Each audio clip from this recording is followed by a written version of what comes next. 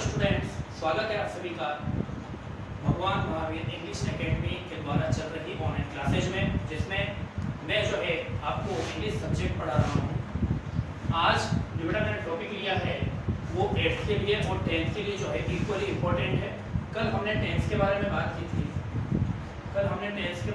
की थी, तो मैंने आपको 10th को एक नए तरीके से और देखने का जो है एक ये कह सकते हैं आपको तरीका बताया था, एक मेथड आपको बताया था। अब हम चलते हैं हमारे टेंस को आगे बढ़ाते हुए प्रेजेंट टेंस की तरफ। देखो, कल मैंने आपको बताया था हर टेंस के 4 जो है सब पार्ट्स होते हैं, जैसे मैंने आपको बताया था simple, continuous, perfect and perfect continuous, है ना। तो आज जो है अपन प्रेजेंट टेंस से शुरुआत करते हैं और टेंस लेते हैं प्रेजेंट सिंपल टेंस, ठीक है। तो बेटा फर्स्ट सबसे पहले हमें, क्योंकि हम हिंदी बोलने वाले और स्टूडेंट्स हैं, हिंदी बोलने वाले हम लोग हैं, तो हमें सबसे पहले पता होना चाहिए कि हिंदी के अंदर कौन से सेंटेंसेस ऐसे हैं जो कि प्रेजेंट सिंपल टेंस से होते हैं।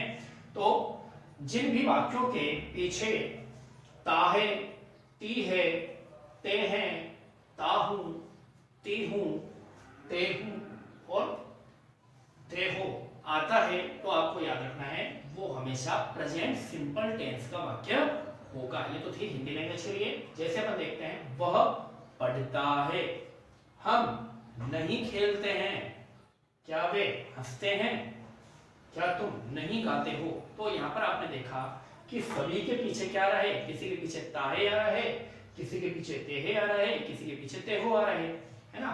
तो ये प्रेजेंट सिंपल टेंस के वाक्य हैं। अब इसमें मैंने 4 अलग अलग सेंटेंस लिखे। देखो, पहला एक सिंपल सा वाक्य लिखा है, वह पढ़ता है, लेकिन नीचे वाले मैंने क्या लिखा, हम नहीं खेलते हैं। एक नई चीज क्या लेकर आया मैं, नहीं।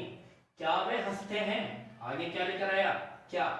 क्या तुम नहीं गाते हो, क्या क्या लेकर आया नहीं, क्या और नहीं। तो इस आधार पे अपन ने सेंटेंस को फिर से 4 भागों में बांट दिया। पहला वो जहां पर ना तो क्वेश्चन हो और ना ही नहीं का यूज हो। सेकंड वो जहां पे नहीं का यूज हो। थर्ड वो जहां पे क्वेश्चन हो। और फोर्थ वो जहां पे क्वेश्चन भी हो और नहीं भी हो, ठीक है। तो वन बाय वन देखते हैं स्ट्रक्चर्स को। तो सबसे पहले अपन देखेंगे अफर्मेटिव सेंटेंस कैसे बनता है, यानी जो फर्स्ट वाला सेंटेंस वह पढ़ता है, जिसमें ना तो नहीं आ रहा है ना ही क्वेश्चन है, वो कैसे बनता है। देखो बेटा, सबसे पहले मैं आपको एक चीज बताना चाहूंगा, फिर बाद में अपन स्ट्रक्चर पे बढ़ेंगे। देखो, एक फॉर्मेशन याद रखनी है आपको हमेशा, always subject, S for subject है, ठीक है, देन हेल्पिंग वर्ब अगर है तो, ठीक है, then main verb. Main verb होती है पढ़ना, लिखना, सोना, खाना, स्लीप, ईट, राइट, है ना, सिंग, लिसन, ये सब मेन वर्ब। देन ऑब्जेक्ट और लास्ट में अगर पूछे, ये बेटा एक ऐसी फॉर्मेशन है जो कि हर सेंटेंस को इक्वली क्या करती है, सेटिस्फाई करती है।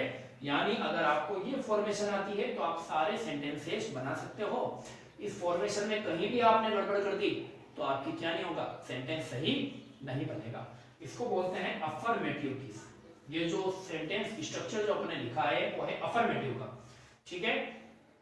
अब इस अफर्मेटिव सेंटेंस को अगर हमें नेगेटिव बनाना है तो क्या करना पड़ेगा बेटा, हेल्पिंग वर्ब और मेन वर्ब इन दोनों के ही बीच में अपन किसका प्रयोग कर देते हैं, नॉट का प्रयोग कर देते हैं। मैं मिटा दूंगा तो आप साथ साथ भले लिखना है, नोट करना है तो लिखें। ये इक्वली सबको सेटिस्फाई करने वाली सेंटेंस है। तो अफर्मेटिव में तो subject, helping verb, main verb, object. और जब नेगेटिव बनाना हो तो क्या लगा दिया, हेल्पिंग वर्ब और मेन वर्ब के बीच में क्या लगा दिया, नॉट लगा दिया। यानी कि मेन वर्ब से पहले क्या आएगा, नॉट। या ये भी कहें हेल्पिंग वर्ब के तुरंत बाद में नॉट आएगा। याद क्या रखेंगे हम, after helping verb we use not, ठीक है। अब देखो, उसके बाद में अगर मान लो इसी को अपन को इंटेरोगेटिव बनाना है तो क्या करेंगे, इस हेल्पिंग वर्ब को कहां ले जाओ, सब्जेक्ट से पहले, बाकी कुछ मत छोड़ो, केवल हेल्पिंग वर्ब आगे ले जाओ। तो helping verb, subject, main verb, object. Helping verb जो उसका प्लेस अपन ने चेंज करके कर दिया, पहले वो सेकंड नंबर पे था उसको अपन फर्स्ट नंबर पे ले गए, बाकी सेम वो का वो।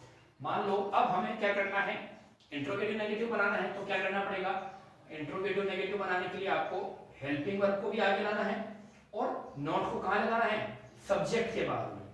ठीक है, तो ये मैंने आपको एक बेसिक स्ट्रक्चर बताया है जो कि सभी प्रकार के सेंटेंसेज में आपकी क्या करेगा, लागू होगा। अब इसी को अपन आगे बढ़ाते हुए और आगे बात करेंगे। ठीक है, तो इस स्ट्रक्चर को मैं रखता हूं, अगर आप चाहें आप इसको उतार सकते हैं, क्योंकि मैं इसी के आधार पर आपको आगे वाले सेंटेंसेज जो है वो समझाऊंगा, आगे वाले स्ट्रक्चर्स बताऊंगा।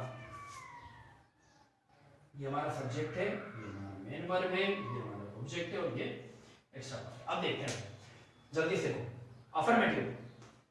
अफर्मेटिव मैंने भी कहा था सबसे पहले शुरुआत करेंगे सब्जेक्ट, सबसे पहले मैंने क्या लिखा, सब्जेक्ट। अब जब बेटा मैंने कहा था अगर नीड हो तो हेल्पिंग वर्ब लगानी है, तो प्रेजेंट सिंपल में हेल्पिंग वर्ब आती ही नहीं है, नहीं आती तो नहीं लगाएंगे, छोड़ दीजिए। नेक्स्ट वाली किसकी है, मेन वर्ब की। तो बेटा मेन वर्ब की कौन सी फॉर्म लगेगी, फर्स्ट फॉर्म लगेगी। लिख देता हूं मैं एम की, मेन वर्ब की कौन सी फॉर्म लगेगी, फर्स्ट फॉर्म लगेगी, या फिर फर्स्ट फॉर्म के साथ में क्या लगाना पड़ेगा, एस या ईएस। एस ईएस कब लगेगा ये मैं आपको अभी थोड़ी देर बाद में बताऊंगा। अभी इतना याद रखेंगे, सब्जेक्ट के साथ में V1 या वर्ब की फर्स्ट फॉर्म के साथ में एस और ईएस लगेगा। हो गया मेन वर्ब। अब ऑब्जेक्ट, तो मैंने क्या लिख दिया यहाँ पे, ऑब्जेक्ट तो कुछ नया किया मैंने नहीं किया, रटने की जरूरत है क्या, नहीं है। रटना है तो एक ही चीज रटो कि प्रेजेंट सिंपल के अंदर वर्ब की कौन सी फॉर्म आती है, फर्स्ट फॉर्म। ठीक है, अब देखते हैं बेटा नेगेटिव। देखो बेटा जब भी अपन नेगेटिव बनाते हैं तो मैंने आपको कहा था हेल्पिंग वर्ब के तुरंत बाद में क्या लगेगा, नेक्स्ट टू हेल्पिंग वर्ब क्या लगाएंगे, नॉट लगाएंगे। लेकिन यहाँ पर हेल्पिंग वर्ब है क्या आपने कहीं पर भी नहीं है, तो जब हेल्पिंग वर्ब है नहीं तो नॉट नहीं लगा सकेंगे। इसका मतलब हमें क्या चाहिए, हेल्पिंग वर्ब चाहिए। इसलिए हम क्या करेंगे, डू और डच को एज ए हेल्पिंग वर्ब क्या करेंगे यहाँ पे बेटा लिखेंगे। यहाँ पे किसका काम कर रही है, हेल्पिंग वर्ब का काम कर रही है। तो हमारा स्ट्रक्चर क्या बना, देखो सब्जेक्ट, हेल्पिंग वर्ब क्या है, डू डज, फिर बाद में क्या आया, नॉट, मेन वर्ब की कौन सी फॉर्म, फर्स्ट फॉर्म। अब एस और एस लगेगा क्या, नहीं लगेगा। ठीक है, याद रखना है ऑब्जेक्ट और उसके बाद में एक्स्ट्रा पार्ट अगर है तो, अदरवाइज नॉट। नेक्स्ट देखो इंट्रोगेटिव। अभी मैंने कहा था कि हेल्पिंग वर्ब को सब्जेक्ट से पहले ले जाओ, ये देखो अपन ने डू डज को हेल्पिंग वर्ब माना था, इसको मैं सब्जेक्ट से पहले लेकर आ गया, तो सेंटेंस क्या बना रहा, do does plus subject V1 object, last में क्या आएगा, क्वेश्चन मार्क। ठीक है, इंट्रोगेटिव। वैसे आप सभी 8th और 10th क्लास के हैं तो आपको ये चीज तो वैसे ही पता है, लेकिन आज थोड़ा सा आपको रटने की जगह समझाने की जो है थोड़ा सा ट्राई करता हूं। नेक्स्ट देखो इंटरोगेटिव नेगेटिव। क्या कहा था मैंने, सब्जेक्ट के बाद नोट लगा दो। चलिए ये हमारा हेल्पिंग वर्ब आ गया, ये सब्जेक्ट था, यहाँ पे सब्जेक्ट लिख दिया, क्या लगा दूंगा, नॉट। अगेन वापस से वर्ब की फर्स्ट फॉर्म V1 ऑब्जेक्ट और बाद में क्वेश्चन मार्क। तो आई बात समझ में कि ये चारों फॉर्मेशन आपको कैसे याद रखनी है, वो मैंने तरीका आपको बता दिया है। सब्जेक्ट प्लस हेल्पिंग वर्ब, अगर है तो मेन वर्ब प्लस ऑब्जेक्ट और एक्स्ट्रा वर्ब। अगर हेल्पिंग वर्ब नहीं है तो हमें लगानी पड़ेगी कब, नेगेटिव में, इंट्रोगेटिव में और इंट्रोगेटिव नेगेटिव में। केवल अफर्मेटिव के अंदर क्या नहीं लगेगी, हेल्पिंग वर्ब नहीं लगती है प्रेजेंट सिंपल में। अब अपन बढ़ते हैं अफर्मेटिव सेंटेंस में। आज मैं आपको जो है अफर्मेटिव सेंटेंस ही करवा रहा हूँ, नेगेटिव मैंने नहीं ली है। टोटल ये जितने भी अफर्मेटिव सेंटेंसेस हैं, देखो अभी भी मैंने बात कही थी या तो वर्ब में फर्स्ट फॉर्म में आएगा या फिर वर्ब की फर्स्ट फॉर्म में एस और एस लगेगा। तो बेटा कब वर्ब की फर्स्ट फॉर्म में एस और एस लगेगा देखते हैं, जब हम सिंगुलर सब्जेक्ट की बात करें, यानी ये जो सब्जेक्ट मैंने लिखा है ना यहाँ पे, ये सब्जेक्ट हमारा क्या हो, सिंगुलर, क्या हो, सिंगुलर हो। जब हमारा ये सब्जेक्ट क्या हो, सिंगुलर हो, तो हमें क्या करना है, उसके साथ में एस और एस लगाना पड़ेगा। नहीं लगाओगे तो गलत होगा, 0 नंबर मिलेंगे, नहीं लगाओगे। तो सबसे पहले देखो ही जो है वो क्या है, सिंगुलर है, मैस्कुलिन जेंडर के साथ में, मेल के साथ में जो यूज किया जाता है, तो ही क्या है, सिंगुलर। तो देखो बेटा मैंने यहाँ पर जो गो लिखा है उसके आगे क्या लगा दिया, ईएस। क्यों लगाया, क्योंकि सिंगुलर सब्जेक्ट है, ही गोस टू मार्केट। नेक्स्ट देखो शी, ये भी सिंगुलर है, फीमेल सिंगुलर के लिए अपन लगाते हैं शी। देखो शी, तो टॉक के पीछे मैंने क्या लगाया, एस, शी टॉक्स अलोन, वो बहुत ज्यादा बातें करती है।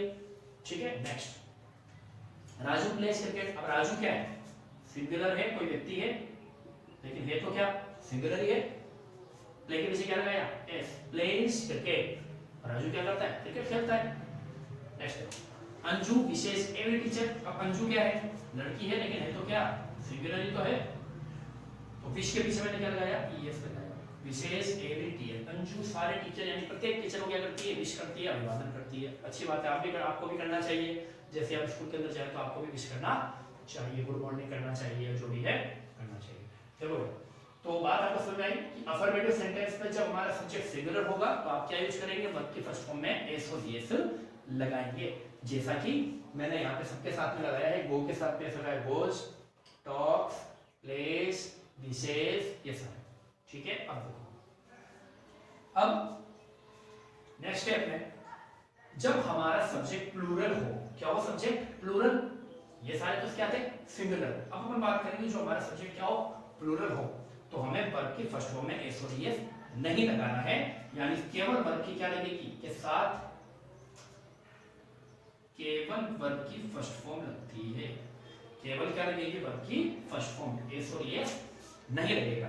लाइक देखो, चिल्ड्रन बच्चे प्लूरल है, क्या मैंने एस और एस लगाया यहाँ पे, नहीं लगाया है। चिल्ड्रन लाइक आइसक्रीम, बच्चों को आइसक्रीम पसंद है। डे क्या है प्लूरल है, क्या लगा मैंने, प्ले या प्लेस, प्ले लिखा है ना, वे क्रिकेट खेलते हैं, क्योंकि प्लूरल है इसलिए मैंने सॉरी इसमें लगाया। राजू, सॉरी हाँ, राजू एंड अंजू। अब देखो बेटा, राजू एंड अंजू एक से ज्यादा हो गए, नहीं हुए, हो गए ना दो जने, फिर प्लूरल बन गया, क्या करूंगा मैं, सॉरी इस लगाऊंगा क्या, नहीं लगाऊंगा। विश एवरीवन, अगर अंजू होती तो हमने पहले क्या लिखा था विशेष, राजू होता तो हमने क्या लिखा था प्लेस, लेकिन जब दोनों मिल गए तो अपन ने क्या सॉरी इस लगाया, नहीं लगाया, इसलिए प्लूरल जो है उसमें क्या नहीं लगेगा, एसओएस नहीं लगेगा। बॉयज में वैसे बच्चे जो लड़के होते हैं क्या करते हैं, आवाजें करते हैं, चिल्लाते हैं, शोर करते हैं, है ना। फिर बाद में गर्ल्स में मेहंदी आर्ट, तो लड़कियां होती है क्या करती है, मेहंदी करती है, मेहंदी जो होती है उन्हें करना पसंद होता है। तो इस तरीके से किसी के भी पीछे मैंने एस और एस नहीं लगाया है। क्यों नहीं लगाया है, क्योंकि ये सारे के सारे जो हमारे सब्जेक्ट है ऑल आर क्या है प्लूरल्स, जबकि these all are singular subjects। तो बात आ गई आपकी भी समझ में कि सिंगुलर के साथ में एस और एस लगेगा वर्ब में कब, ओनली प्रेजेंट सिंपल टेंस में। I again repeat, only simple present tense या प्रेजेंट सिंपल टेंस में ही आप क्या करेंगे, एस और एस लगाएंगे। बाकी के अंदर अपन नेक्स्ट जो रूल होगा उसको देखेंगे, ठीक है। तो आज का वीडियो आई होप आपको अच्छा लगे, आपको हर एक चीज समझ में आए, जो मैंने समझाया हर बात आपके दिमाग के अंदर पूरी तरीके से समझ में आए, ठीक है। थैंक यू वेरी मच, कल मिलते हैं नेक्स्ट वीडियो में, थैंक यू।